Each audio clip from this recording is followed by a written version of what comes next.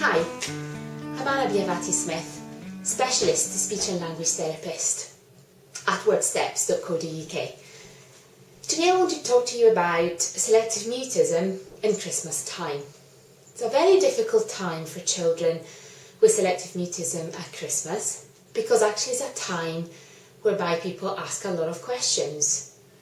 So your child that suffers with anxiety and they get frustrated and they get worried about other people asking questions and then they need to answer those questions. Christmas time is just one of those times. So you go to the supermarket and the cashier might say, "Oh, what did you ask Santa for? Have you been a good boy this year?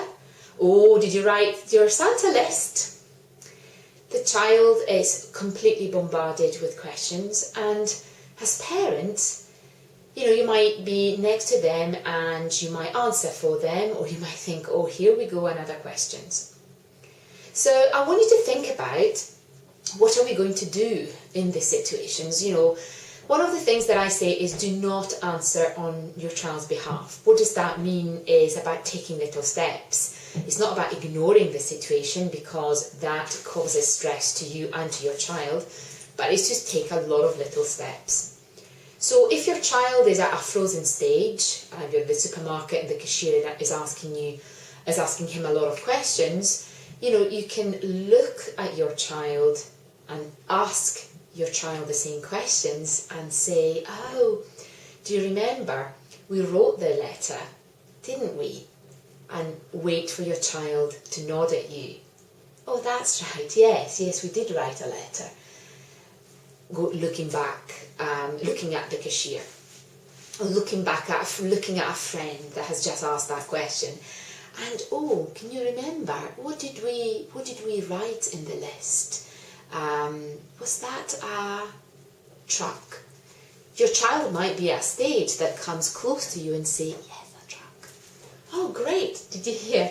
It's a truck." So your child is speaking to you, is not speaking to the other person, and there you're actually saying, communicating to me, the lady can hear you, is not scary. But you might be at a level where your child is actually not even ready to communicate, so you might want to answer on behalf of your child, but I don't want you to do that. I want you to think about that what you're telling your child is not that communicating is scary, but your child is going through a difficult time without necessarily have to say that.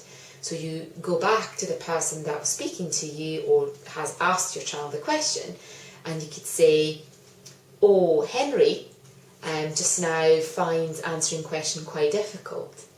But hang on, Henry, we wrote a letter to Santa, didn't we?" So you're not asking your child a question, but you're kind of inviting your child to answer. So he did write the letter. Maybe the next time we come back, he might feel like answering. So that kind of calms the situation. You don't have to tell your life story to the cashier or to the friend or to the neighbour that you've just met. But at the same time, it's not going to say to your child, "Don't worry, you don't need to talk because I'm going to talk on your behalf." Or you're not going to say, "Well, actually communicating is scary, so I'm going to speak to you." But you're moving towards that little steps. The other situation that often occurs is going to Santa's grotto. I know a lot of children that want to go, but when they are in that situation, they absolutely freeze. So you want to prepare your child. You want to say, "Well, we're going to go to Santa's grotto. Santa is going to ask you a question," or the elf might say, "Oh, what would you like from Santa? Have you been a good boy? Have you been a good girl? Remember, you can nod and shake. You can whisper in Santa's ear if you feel like it. But Santa will be asking you questions." Again, some children are really happy to go for it. You get to Santa's grotto, they do sit on a stranger's knee and on Santa's knees, and Santa asks them a question, and what happens? They freeze. So you need to think about preparing yourself for that situation. So, let your child feel the anxiety a little bit. So Santa might say, "Oh, have you been a good girl? And what would you like Santa to bring you?" and that's when for example, your child might not say anything. So that is where you're going to be waiting for a little while, and you might say, oh, tell mummy, do you remember what did we think that you would like? Your child might whisper to you, or also, your child again might be not at that stage.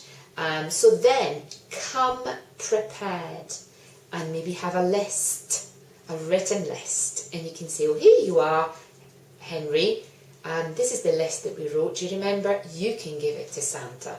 So again, the child is participating to the communication part.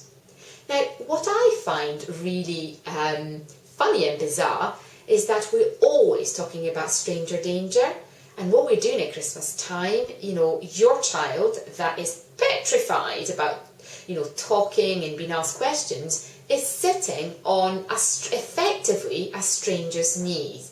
Now, personally, would I sit on a stranger's knees? Possibly not.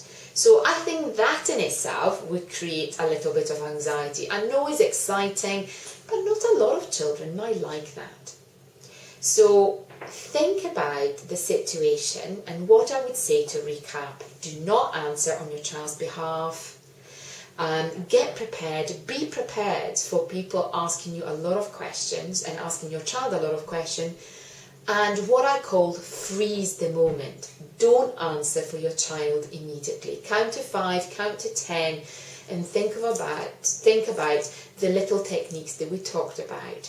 So, look away, or talk to your child, so then your child might talk to you so somebody else can hear it.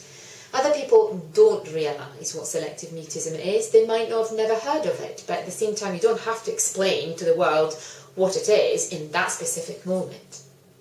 I hope you find this video useful. If you've got any questions or any suggestion or any other aspect of selective mutism that you would like me to talk to you about, please do so just by putting your note at the end of this video.